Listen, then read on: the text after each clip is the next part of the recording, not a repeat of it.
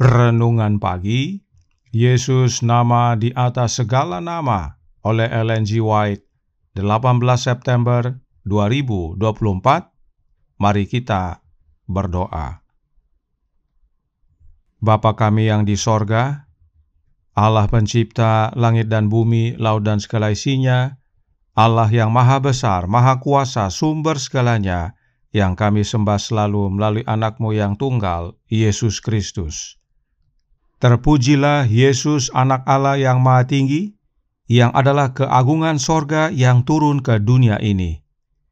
Pada pagi hari ini kami bersyukur boleh bangun dan berbakti, dan sebagaimana membaca dan mendengarkan nasihat firman-Mu, kiranya ini menjadi pembaharuan bagi kami semua, agar menerima Kristus dalam hidup kami, dan menjadi saksinya yang penuh kuasa di dunia ini. Beserta kami sepanjang perbaktian ini, kehendak-Mu yang jadi.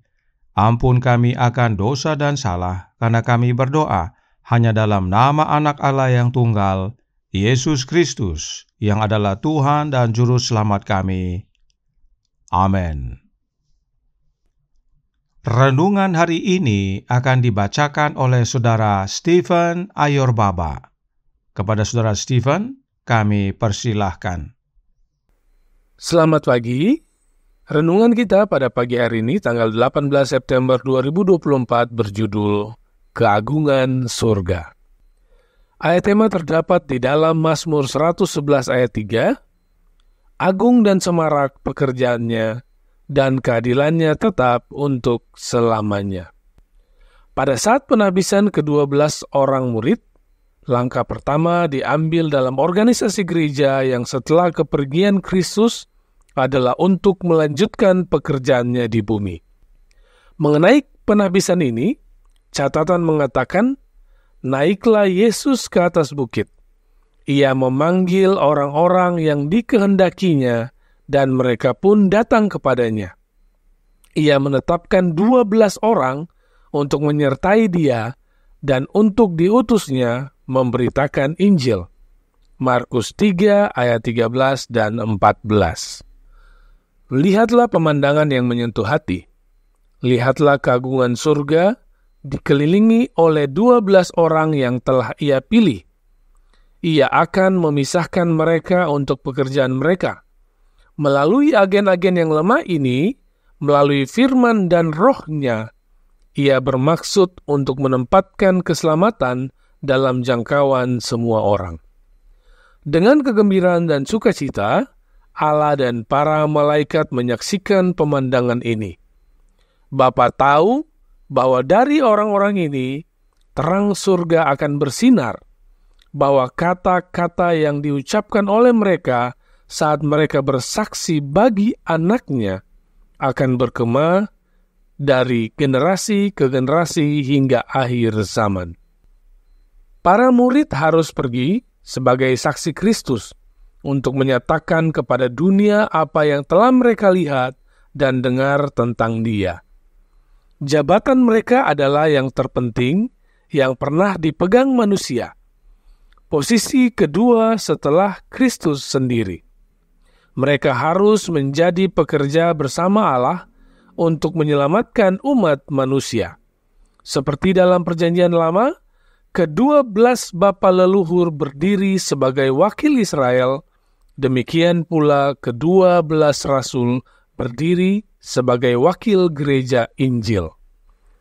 Selama pelayanannya di bumi, Kristus mulai meruntuhkan tembok pemisah antara orang Yahudi dan non-Yahudi, dan memberitakan keselamatan kepada seluruh umat manusia. Meskipun ia seorang Yahudi, ia bergaul bebas dengan orang Samaria, mengabaikan adat istiadat Farisi dari orang-orang Yahudi terhadap orang-orang yang dibenci ini. Ia tidur di bawah atap rumah mereka, makan di meja mereka, dan mengajar di jalan-jalan mereka. Sang Juru Selamat ingin menyingkapkan kepada murid-muridnya kebenaran mengenai rubuhnya tembok pemisah antara Israel dan bangsa-bangsa lain, kebenaran bahwa orang-orang bukan Yahudi turut menjadi ahli-ahli waris dengan orang-orang Yahudi, dan peserta dalam janji yang diberikan dalam Kristus Yesus karena berita Injil. Efesus 2 ayat 14, Efesus 3 ayat 6. The Acts of the Apostles halaman 18 dan 19. Demikian bacaan renungan kita pada pagi hari ini. Tuhan Yesus memberkati. Terima kasih atas penata layanan Saudara Stephen. Tuhan Yesus memberkati. Selamat pagi saudaraku dalam Tuhan. Renungan hari ini dengan jelas menyatakan bahwa keagungan sorga itu adalah Yesus Kristus. Yesus yang mana? Testimonies for the Church, volume 9, halaman 208, paragraf 2 berkata, Dia adalah keagungan sorga, putra tunggal yang diperanakkan Allah. Namun, karena begitu besar kasih Allah akan dunia ini, sehingga Ia telah mengaruniakan anaknya yang tunggal, supaya setiap orang yang percaya kepadanya tidak binasa, melainkan beroleh hidup yang kekal. Yohanes 3 ayat 16. Yesus yang dimaksudkan adalah Yesus yang adalah anak yang Bapa peranakkan. Sebab ada 3 kategori anak Allah. Science of the Times tanggal 30 Mei tahun 1895 paragraf 3 menjelaskan.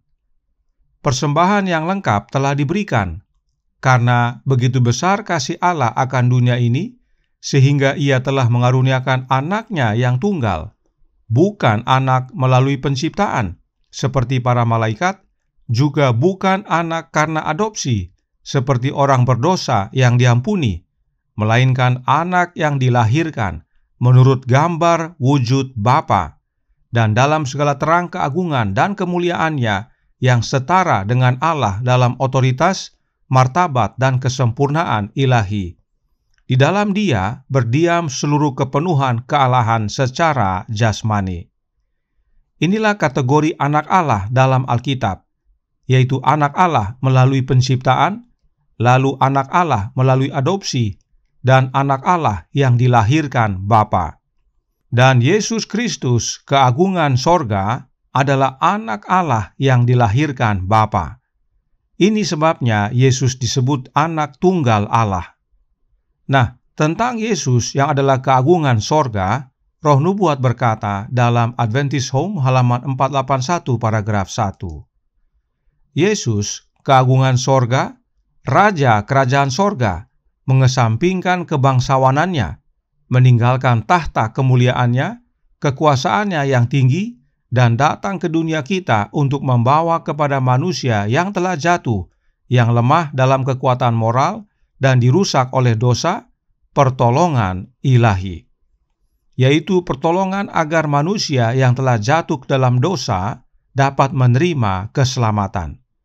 Dan untuk itu, Yesus memilih 12 murid untuk bekerja bersamanya dan baginya. Renungan hari ini berkata dalam Jesus Name Above All Names, halaman 276 paragraf 3. Lihatlah keagungan sorga dikelilingi oleh 12 orang yang telah Ia pilih. Ia akan memisahkan mereka untuk pekerjaan mereka. Melalui agen-agen yang lemah ini, melalui firman dan Roh-Nya, Ia bermaksud untuk menempatkan keselamatan dalam jangkauan semua orang. Yesus bekerja bersama para murid-Nya melalui firman-Nya Yesus dan Roh-Nya Yesus untuk menjangkau semua orang demi keselamatan mereka. Benarkah Roh-Nya Yesus yang dicurahkan pada hari Pentakosta? Selected Messages buku ketiga halaman 20 paragraf 2 berkata, Ketika Roh Kudus dicurahkan ke atas jemaat mula-mula, kumpulan orang yang telah percaya itu, mereka sehati dan sejiwa. Kisah 4 ayat 32. Roh Kristus menjadikan mereka satu. Ini adalah buah dari tinggal di dalam Kristus. Jelas sekali, Nyonya White menyatakan bahwa Roh Kudus yang menyatukan hati dan jiwa jemaat mula-mula adalah Roh Kristus. Roh Kristuslah yang dicurahkan pada hari Pentakosta. Itu sebabnya Nyonya White menuliskan, Roh Kudus adalah Roh Kristus, dikirim kepada semua manusia untuk memberi mereka kecukupan. Manuskrip Religious volume 14 halaman 84 paragraf 3. Mengapa hal ini penting sekali kita pahami? Karena kita pun dapat menjadi saksi Yesus untuk kabarkan Injil keselamatan kepada banyak orang. Dan untuk itu kita perlu rohnya Yesus. Karena roh nubuat berkata dalam The Great Controversy halaman 70 paragraf 2. Roh Kristus adalah roh misionaris. Dorongan pertama dari hati yang diperbaharui adalah membawa orang lain juga kepada juru selamat. Yesus bekerja melalui para rasul oleh mengaruniakan rohnya. Demikian juga dengan kita. Yesus bekerja melalui kita bila kita mau membuka hati dan menerima rohnya Yesus yang adalah roh misionaris ke dalam hati kita. Maka kita pun sebagaimana para rasul menjadi saksi Yesus yang penuh kuasa untuk menempatkan keselamatan dalam jangkauan banyak orang, yaitu keselamatan yang hanya di dalam Yesus, Sang Keagungan Sorga. Kiranya kebenaran ini menjadi pembaharuan bagi kita semua, bekerja bagi Yesus, menjadi saksinya, menjangkau banyak jiwa datang kembali kepadanya. Tuhan memberkati, saya bawa dalam nama Yesus. Amin. Mari kita berdoa. Bapa kami yang di sorga, Allah pencipta langit dan bumi, laut dan segala isinya, Allah yang maha besar, maha kuasa, sumber segalanya, yang kami sembah selalu melalui anak-Mu yang tunggal, Yesus Kristus. Terima kasih atas nasihat yang penting dan vital bagi kami. Karena Kristus rela meninggalkan sorga, turun ke dunia menjadi manusia, demi menjangkau dan menyelamatkan kami yang berdosa ini. Dan bila mana kami menerima Kristus dalam hati kami oleh kehadiran rohnya, kami pun dapat bekerja bagi Dia untuk menjangkau sesama yang hilang kembali kepadanya. Karenanya tolong kami ya Bapa, karuniakanlah roh anak-Mu dalam hati ini, sebab hanya oleh kehadiran Kristus dalam hati kami, itulah kuasa untuk memampukan kami menjadi saksinya, menempatkan keselamatan ke dalam jangkauan banyak orang, sehingga banyak jiwa boleh menerima keselamatan, bila mana mereka mau percaya, bertobat dan kembali kepada Yesus. Beserta kami sepanjang hari ini kehendak-Mu yang jadi, ampun kami akan dosa dan salah, karena kami berdoa hanya dalam nama Anak Allah yang tunggal, Yesus Kristus, yang adalah Tuhan dan Juru Selamat kami. Amin.